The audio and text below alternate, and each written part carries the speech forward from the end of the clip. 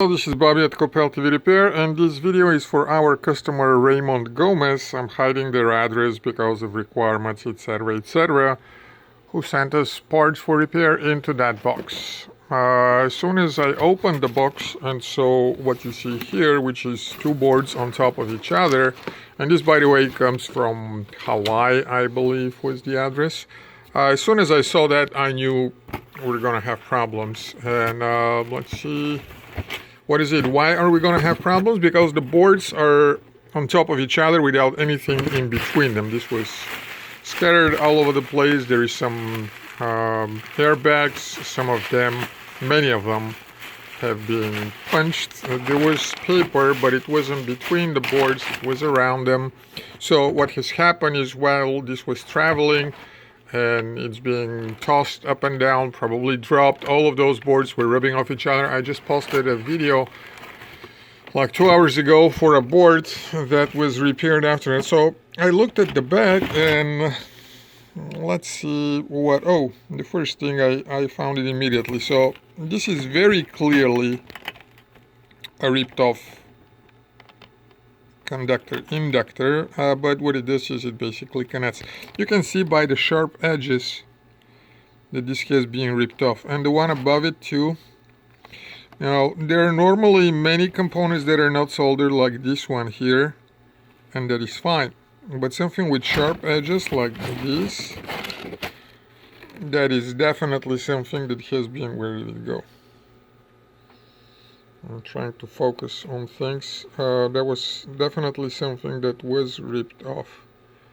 Yeah, this is two of them. L43 and L26. And there will be others. The problem is they're totally random, and there's no way to know, and it takes forever to find. Those are not typical failures. It can be small. One single small scratched off resistor or inductor like that, or a capacitor, it can make the whole board malfunction in all kind of different ways. This was also ripped off, again, told by the sharp edges, and this was the one that was on the top. Let me see if there is something else that is apparent on top. I do not see, but it doesn't mean anything. If that board was on top,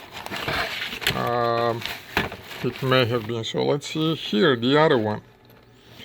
The one that was on bottom supposedly would not have had that many problems on the bottom, but does that look like one? No, that doesn't look like one. Wanted to see something on top though. No, I remember there was something on, give me a second, on the bottom of that board. I'm looking not through the lens, so I don't see what you see right now, because oh, there it is. I'm looking straight at the board, and there it is, those two. Must have been rubbing off if this happened on the way here. So L23 and C153 here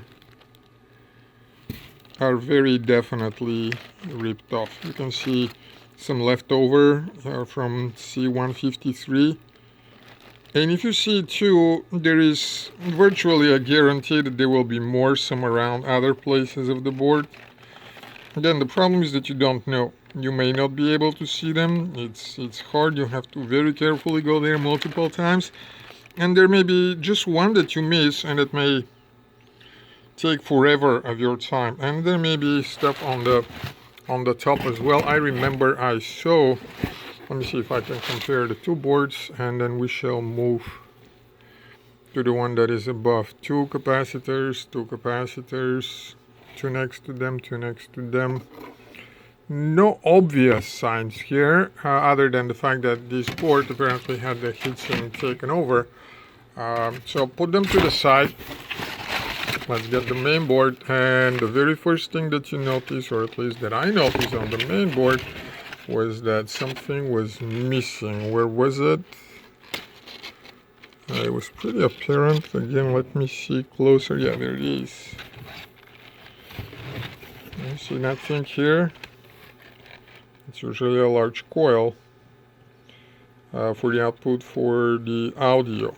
And that was apparently ripped off from whatever was on top of it. So as soon as I saw that, it made me search, put that aside and search in the bag see if I can zoom that out, check that out, check that out, check that out. And here's what I found on the bottom of the bag. Apparently, somewhere we're going to be missing an electrolytic. This is the coil that was missing. And God only knows how many tiny things like this will there be. Bottom line, and this is what I want to tell the customer and everyone else who watches that, is, to me, this is junk. The project of restoring random physical damage scraped off components is way too expensive on any kind of board because of the randomness of the act, because of how hard it is to find the individual ones and restore them. I'm not saying that it's not doable. Sometimes it is, sometimes it isn't. 20 years ago, I would have taken on that. But then again, the TVs then were $2,000 each and people were paying $500 to get it repaired. Nowadays, you can buy this whole freaking TV. Well, it's not going to be 3D indeed, and this is a 3D TV, but you can get that, you can get a replacement 42-inch TV, short of the 3D, for literally nothing. And as for this one, we don't want to repair them. So, sorry, but, you know, the only party that you should blame on is the party that packaged them. So, sorry.